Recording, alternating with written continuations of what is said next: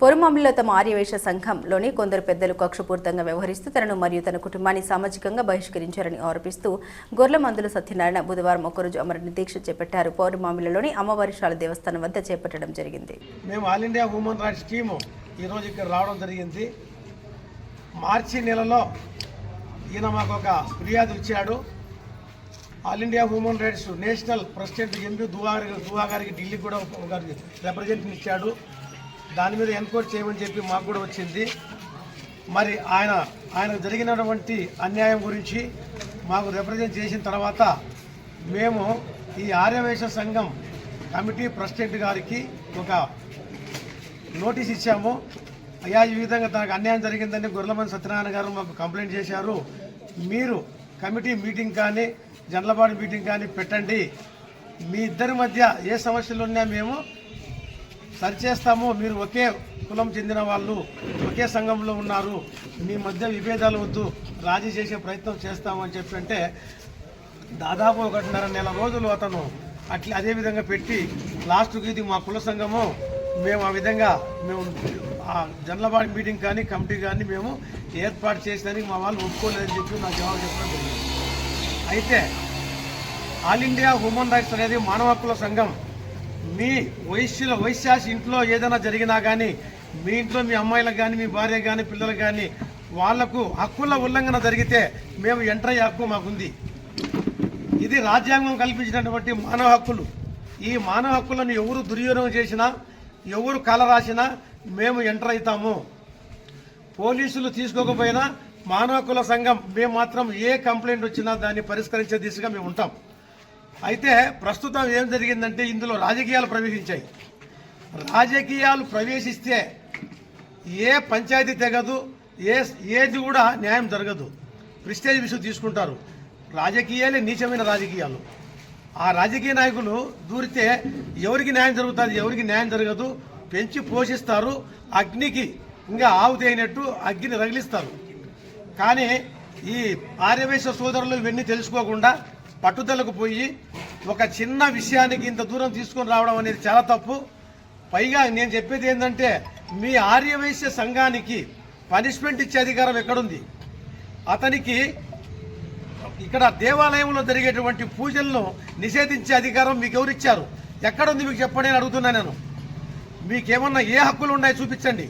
మీకు కనీసం మీ సంఘం రిజిస్ట్రేషన్ లేదు, ఒక బైలా లేదు, ఒక ఎన్నిక లేదు, ఏమీ లేవు.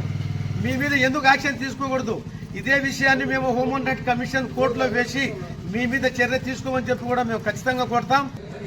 ముఖ్యంగా నేను ఈ నిరాహార దీక్ష చేయటం కారణం ఏమంటే, 15 నెలల కిందట అమ్మవారి ఆ స్థలమును విక్రయించుట కొరటకు ఒక జనరల్ బాడీ సమావేశం ఏర్పాటు చేయడం జరిగినది. ఆ జనరల్ బాడీ సమావేశం నందు పెద్దలు శాశ్వత గౌరవాధ్యక్షులు, కమిటీ పెద్దలు, ఆర్యవైశ్య సంఘం ఉపాధ్యక్షులు పొరుమామిళ్ళ పెద్దశెట్టి, ధర్మకర్త అందరూ పాల్గొనడం జరిగినది. అక్కడ కొన్ని విషయాలను మాట్లాడుతూ శాశ్వత గౌరవాధ్యక్షులైన గుబ్బా చంద్రశేఖర్ గారు అలిగిపోయిన తర్వాత సభ అర్ధాంతరంగా ముగిసినది. ఆ తర్వాత అందరూ బయటకు వస్తూ ఒక పెసల గణేషు మరి కొంతమంది వారితోనే ప్రతి ఒక్క నా కొడుకు మాట్లాడేవాడే అని అనుకుంటూ బయటికి రావడం జరిగినది. అప్పుడు అక్కడ ఉన్న ఒక యువజన సంఘం సభ్యుడు ఈ మాటను సంఘం వైస్ ప్రెసిడెంట్ మస్తాన్ బాబు టీచర్ గారికి చెప్పడం, అతను పరుగెత్తుకుంటూ పోయి అతని మీద గల్లాటకు దిగడం, అక్కడ వాళ్ళు తోసులాడుకోవటం, అందరూ సర్ది చెప్పి ఈ సమస్య మీకెందుకయ్యా అని చెప్పేసి అందరినీ ఇళ్లకు పంపించడం జరిగినది. ఈ పెద్ద మనిషి మస్తాన్ బాబు అక్కడ అతన్ని పేరు పెట్టి కానీ ఇంకోటి కానీ ఏమి మాట్లాడకపోయినా అతను నన్ను ఏదో తిట్టినాడని చెప్పేసి అతని మీదికి పోయి ఆడ తోపులాడుకొని తిట్టుకొని అందరూ పబ్లిక్లోనే జరిగిన విషయాన్ని ఒక 2 రోజుల తర్వాత కమిటీ పెద్దలకు నాకు పలానా వ్యక్తి నన్ను దూషించినాడు, నాకు క్షమాపణ చెప్పాలని కోరడం, ఆ కమిటీ వారు అతన్ని పిలిపించి అతనికి క్షమాపణ చెప్పాలని కోరడం జరిగినది. అప్పుడు ఆ వ్యక్తి వచ్చి, అయ్యా నేను అతన్ని తిట్టలేదు, ప్రమాణంగా నేను అతన్ని తిట్టలేదని చెప్పినా కూడా వినకుండా మీరు దేవాలయంలోకి నీళ్ళ మునిగి దేవాలయంలోకి వచ్చి దీపారాధన ఆర్పేసి ప్రమాణం చేయాలని ఒత్తిడి చేయడం జరిగినది.